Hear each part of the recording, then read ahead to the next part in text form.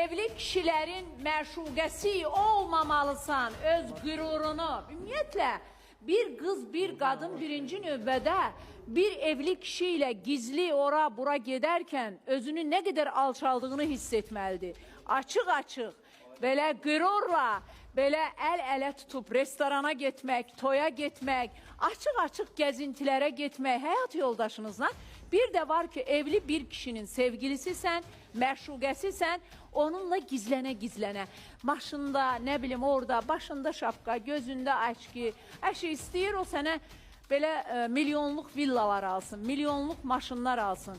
Əgər bu gözəl həyatda, bu qısa həyatda sən həmən kişi ilə əl-ələ getmirsənsə, bir restoranda, bir toyda, bir məclisdə insanların içinə üzü ağalını açıq, ərimdir deyə, həyat yoldaşımdır deyə çıxa bilmirsənsə, valla o şovul kimi o deşikdən bu deşikdən çıxmaq ayıbdır. Heç onu özünə qüruruna sığışdırmamalısan.